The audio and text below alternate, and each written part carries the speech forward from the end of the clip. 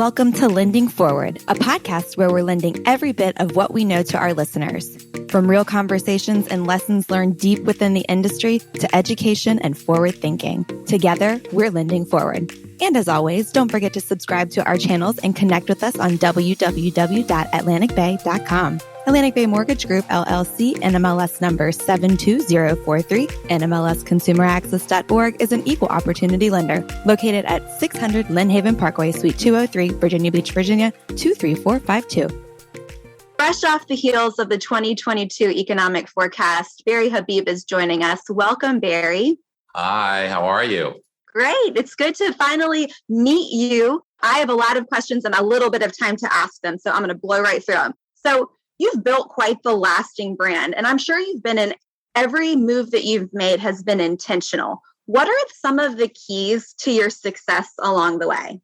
Well, I know that everyone's been intentional, but some have been just to try and adapt and react. But I do try and stay what I call staying on offense, try and plan and be able to set an agenda or a plan. Of course, things come along the way, but you have to try and stick to that. So I think that's very important. If you get in your car and you're going somewhere that you're unfamiliar with, you don't get just drive and start going, right? So what you really want to try to do is plug in the destination first into your GPS, and then you kind of can reverse engineer how you're going to get there. You can see step by step along the way. So I think that's very important. If we find out what it is that we're trying to accomplish, what we'd like to do, now we have our end goal, then it's really important to reverse engineer. How are we going to get there? What are the next steps that we have to take so that every step along the way and all the different building blocks that have to go into it will get us closer and closer to our ultimate goal? And that can change along the way. The road can change, the goal may even change, but you want to try and be moving in a forward direction. I think that's very important. And also, you asked levels of success. Well,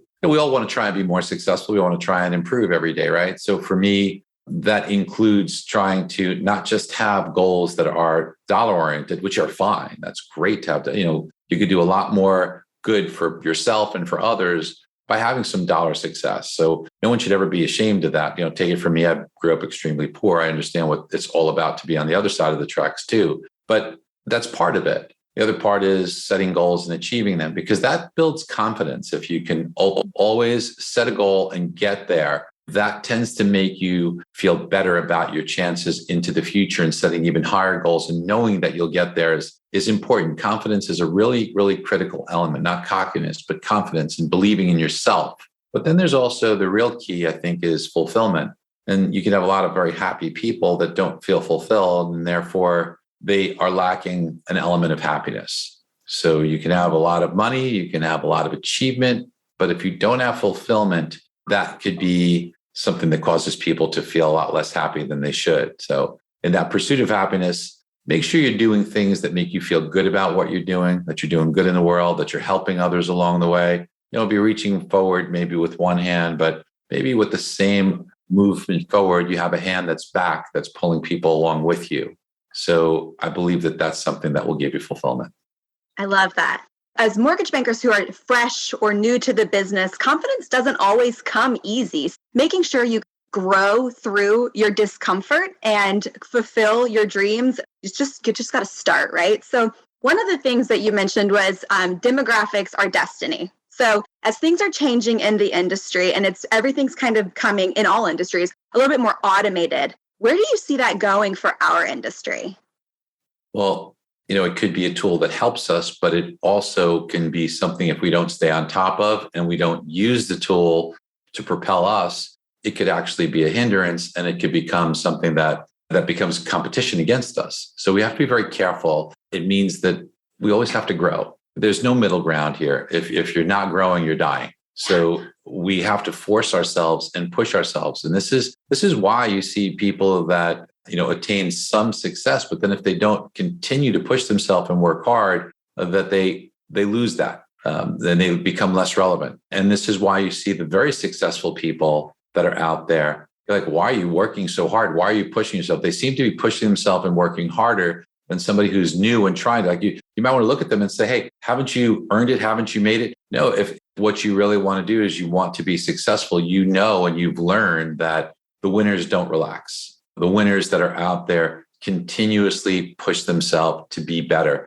And again, part of that is because they feel a responsibility to those that they're giving advice to, that they need to be giving the very best advice, that they feel a responsibility to want to do things that are going to be relevant and meaningful. Heaven forbid, if you've ever had to go to a physician, you don't want to go to a physician who hasn't stayed on the cutting edge of what's going on, right? That can have a very negative impact on those patients. But the physicians who really say, wow, I've got a responsibility, and what I have to do is push myself every single day to continue to learn so that those that I'm caring for and I'm responsible for, I'm doing the very best of my ability. Well, it's the same with us. We're the physician of their dollars. We are there to help them and be stewards for them on the most important financial transaction and the largest one that they're about to make in their life. And if we don't take it seriously and we don't push ourselves, then we're probably not doing the very best job. And it's not somebody that if you were referring your best friend, your parent, your child to, you wouldn't want them going to that mortgage professional, right? So which mortgage professional do you want to be? Huge. That's huge. Education is one of the biggest pieces of it, because in my mind, education is building that trust. So an automation is just a nice accent. Here and there, we'll use it, I'm sure. Trust is everything. Trust is in your love relationship, right? In your family, with your referral sources, and with your customers. Everything depends on trust. And if you think about your initial dialogue with a customer, in the first 5 to 10 minutes, there will be a vibe or a feeling that they get, whether they really want to do business with you or not so much. Now, I'm not saying you can't overcome that, and I'm not saying you can't lose it, but it sure gives you a great benefit and head start if you gain their trust. And the two best ways to gain their trust, number one, is with education, to be able to show them that you take what you do so seriously, that you are up on it and you're educated and you're head and shoulders above your competition. They're going to trust you more because you embody all the qualities of somebody who is serious, smart, hardworking, and that's what you're going to do for them because you've done that to educate yourself. And then the other is with vulnerability. Stop selling and start treating them like your best friend, your parent, your child, and advise them. And that means telling them everything that's potentially negative. You will win more transactions by telling them to what to watch out for than trying to sell them what's good for the transaction. I love that. And it's so important. Transparency and being honest with them upfront goes such a long way. Well, in the token of demographics, what do you think the next generation of loan officers looks like? Well, we're seeing it already. There was a period of time, especially after the financial crisis, where nobody wanted to get into the mortgage business, right? And it used to be where the mortgage business used to be the best kept secret. I mean, nobody went to school and said, when I grow up, I'm going to be a loan originator. But it has become more in vogue, as has realtors. I speak to so many young people today, and they say either I'm getting into real estate or I'm going to be in real estate. I'm getting into it because they hear about it and they hear about the dollars that people are making. And it sounds like a fun business. Well, as we all know, yeah, there's some benefits, but man, there's a lot of hard work behind that too, right? So I think that the newer loan originators that are out there have to be careful that they've experienced a period of time that refinances have been more abundant and that the real estate market's hot. But as we know, it doesn't always be this generous to us. Right. So what we have to make sure we understand is that, is this a quick hit? Is this a job or is this a career? And if indeed you want to make this a career and you want to be able to withstand any marketplace like those who have been in the business and successful for a long time have, then you have to take it really seriously with your level of professionalism and education, because shooting fish in a barrel doesn't make you able to do that when the barrel's less full. You have to be able to today push yourself to be that advisor so that in the more uncertain times ahead or less generous times ahead, you can still outshine your competition, win those referrals, and win those customers.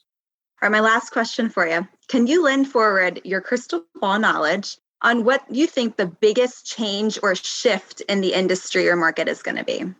Well, you know, the industry is always changing, and there's a lot of unknowns there that are difficult. The biggest danger is always regulatory change, right? Because that's just a few individuals that can really change a lot of outcomes out there. So that's one that's just hard to predict because there isn't necessarily logic behind it. And I try and make the best guesses upon logical permutations. So when it comes to the market, I think the biggest shift that we're going to experience is demographically that strong demand. Does that demand that's in sheer numbers of people, if we see interest rates move up, does that keep up? And then what happens if what I think is going to happen, where we see interest rates actually decline with that strong number of demographics over a limited number of homes and opportunities, what happens there? I don't think there's any easy solutions for the lack of inventory that's out there. So I think what we need to be able to do is figure out a way to provide more homes that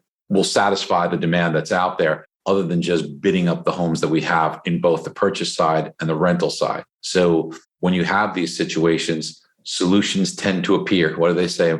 Necessity is the mother of invention. Well, it appears right now there is a necessity for more homes to be built or more housing to be available. So does that mean that maybe government steps in and says we need to subsidize building or influence building or do tax abatements on new building to get that out there? I think that there's going to be a shift to try and meet the rising demand with more supply, although at this point it's unclear how that comes to be.